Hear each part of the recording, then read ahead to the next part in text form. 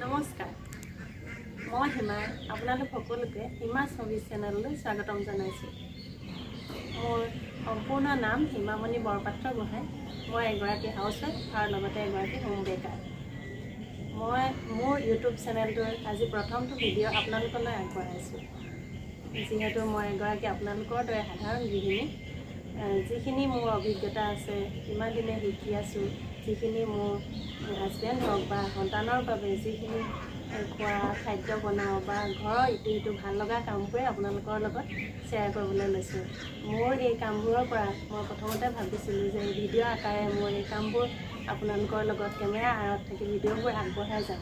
কিন্তু ভাবিলোঁ যদি মই এনেদৰে কৰোঁ তেতিয়াহ'লে মোৰ এই চেনেলটো খোলাৰ উদ্দেশ্যটো আধৰুৱা হৈ ৰ'ব।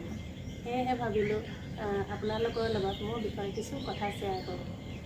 মই এই চেনেলটো খোলাৰ প্ৰতি কেনেদৰে আগ্ৰহী হ'লোঁ বা ক'ৰ পৰা অনুপ্ৰেৰণা পালোঁ, সেইখিনিও আপোনালোকৰ লগত কিছু থুলমূলকৈ জনাওঁ। প্ৰথমেই কওঁ যে মই কোনো এক্সপাৰ্ট নহয়। আপোনালোকৰ দৰে যিখিনি নিজৰ হাজবেণ্ডক হওক বা সন্তানক খুৱাবলৈ চেষ্টা কৰোঁ বনাই, সেইখিনিয়ে আপোনালোকৰ লগত শ্বেয়াৰ কৰি যাম আৰু ভিডিঅ' আকাৰে আগবঢ়াই যাম। তাৰ পৰা আপোনালোক যদি অকণমানো উপকৃত হ'ব পাৰে বা অকণমানো আপোনালোকে শিকি ঘৰত চেষ্টা কৰি বনায়, তেতিয়াই হ'ব মোৰ চেনেলটোৰ সাৰ্থকতা। কোনো ভাল লগা খোৱা বস্তু বনাই ভাল পাওঁ আৰু খুৱাইও ভাল পাওঁ। সেই তেনেদৰে আমাৰ ঘৰৰ সন্মুখৰে ভাইটি এটা, এই মোক মামী বুলি কয়, এই সদায় মোৰ খোৱা বস্তু টেষ্ট কৰিলে কয় মামী ইউটিউব চেনেল এটা খোলক। কিন্তু তেতিয়া মই ইউটিউব জগতখনৰ বিষয়ে বিশেষ একো নাজানো, সেয়েহে তেতিয়া ইমান আগ্ৰহী নাছিলোঁ। কিন্তু লাহে লাহে মোৰ বিভিন্ন সময়ত বিভিন্ন শুভাকাংক্ষীসকলে বা বিভিন্ন মোৰ লগৰ ফ্ৰেণ্ডসকলেও এই ইউটিউব চেনেলৰ কথা কৈ আহে, কিন্তু মই তথাপিও ইমানখিনি জনা নাছিলোঁ। কিন্তু মোৰ সৰুৰ পৰা পোৱা অনুপ্ৰেৰণা অনুসৰি আৰু তাইৰ অনুপ্ৰেৰণাতে মই এই ইউটিউব চেনেলটো খুলিবলৈ আগ্ৰহী হ'লোঁ। তাইৰো এটা নিজৰ চেনেল আছে, যিটো মই পাছলৈ আপোনালোকৰ লগত লিংকটো শ্বেয়াৰ কৰিম। মোৰ শুভাকাংক্ষীসকলৰ ভিতৰত অন্যতম মোৰ শাহুমা। তেওঁ মোৰ বনোৱা খাদ্য খাই খুব ভাল পায় আৰু তেওঁ বিভিন্ন সময়ত মই কেকৰ যিহেতু অৰ্ডাৰ লওঁ, কেক বনাওঁতে বা এইবিলাক কৰিলে তেওঁ বিভিন্ন সময়ত মোৰ উৎসাহ যোগায় আৰু মোৰ হাজবেণ্ডৰ পৰাতো মই উৎসাহ পাওঁৱেই। সেইবাবে মই ইমানখিনি আগুৱাই আহিব পাৰিছোঁ আজিলৈকে। আৰু আপোনালোকৰ সঁহাৰি পালে এনেদৰে আগুৱাই গৈ থাকিম। আৰু যদি ভিডিঅ'টো চাই ভাল পায়, মোক প্লিজ লাইক, কমেণ্ট আৰু শ্বেয়াৰ এটা কৰিব। লগতে চেনেলটো ছাবস্ক্ৰাইব কৰিবলৈ নাপাহৰিব। আজি আহোঁ মোৰ সৰু ৰেচিপি এটা লৈ। আজিৰ ৰেচিপিটো হৈছে চকলেট চিপ্ছ কুকিজ। ঘৰত অতি সহজতে বনাব পৰা আৰু সৰু ল'ৰা ছোৱালীয়ে খাই খুবেই ভাল পোৱা এই কুকিজ। আহকচোন চাওঁ ইয়াৰ ৰেচিপিটো। ইয়াৰ বাবে লৈছোঁ 100 গ্ৰাম বাটাৰ। বাটাৰখিনি ৰুম টেম্পাৰেচাৰত থাকিব লাগিব। বাটাৰখিনিৰ সৈতে লৈছোঁ 1 কাপতকৈ অলপ কম চেনি গুড়ি, অৰ্থাৎ 4/3 চেনি গুড়ি। এই আটাইখিনি হুইস্কাৰডালেৰে ভালদৰে ফেটি লৈছোঁ। মিশ্ৰণখিনি এনেদৰে ফেটি লৈছোঁ যাতে ক্ৰীমৰ দৰে হৈ পৰে। এতিয়া তাত শুকান সামগ্ৰীসমূহ এড কৰি দিম।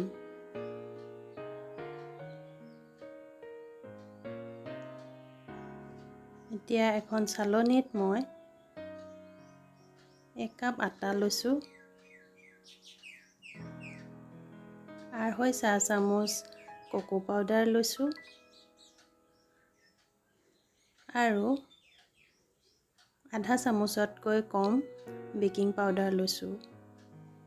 এই আটাইখিনি মই ভালদৰে চালি ল'ম যাতে শুকান সামগ্ৰীসমূহ ভালদৰে বাটাৰৰ মিশ্ৰণটোত মিক্স কৰি দিব পৰা যায়।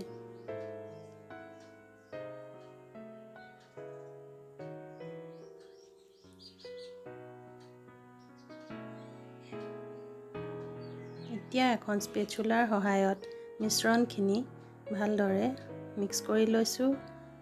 তাৰ পাছত পুনৰ মই এই মিশ্ৰণখিনি হাতেৰে ভালদৰে সানি ল'ম যাতে এটা কোমল ডো কুকিজৰ বাবে ৰেডি হৈ যায়। তেতিয়া খাবলৈ কুকিজখিনি খুব সোৱাদ হয়।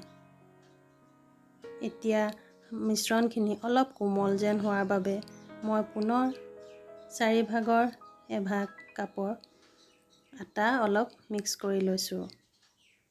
এইখিনি ভালদৰে মিশ্ৰণটোৰ সৈতে সানি লৈছোঁ। এতিয়া এই মিশ্ৰণটো কুকিজৰ বাবে ধুনীয়াকৈ ৰেডি হৈ গ'ল। এতিয়া মই তাত ঘৰতে তৈয়াৰ কৰি লোৱা চকো চিপ্ছ অলপ ঢালি দিছোঁ। এই ৰেচিপি মই আগলৈ শ্বেয়াৰ কৰিম আপোনালোকৰ সৈতে। তাৰ পাছত এতিয়া এটা কেক টিনত বাটাৰ পেপাৰ দি তাত মই গোল গোলকৈ হাতেৰে কুকিজৰ দৰে কৰি লৈছোঁ আৰু তাৰ ওপৰত চকো চিপ্ছ লগাই এটা এটাকৈ কেক টিনত ৰাখি লৈছোঁ।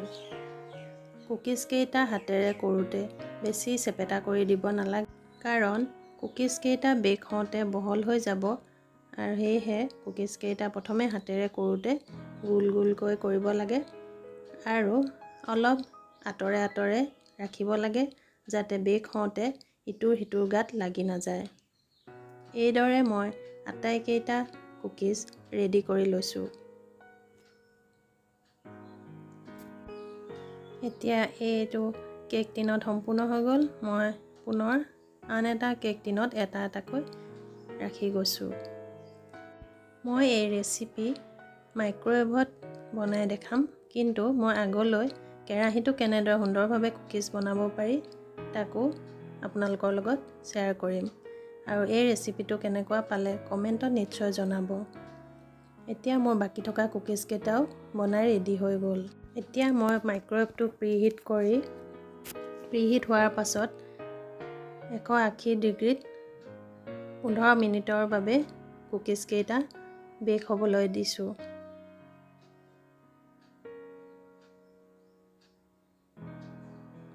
বেক হোৱাৰ পাছত এয়া মোৰ কুকিজ ৰেডি হৈ গ'ল। কুকিজকেইটা ঠাণ্ডা হ'বলৈ অলপ সময়ৰ কাৰণে মুকলিকৈ ৰাখিব লাগিব। প্ৰথম টিনটো হোৱাৰ পাছত পুনৰ মই একেদৰে আনটো কেকৰ টিন ভৰাই দিছোঁ।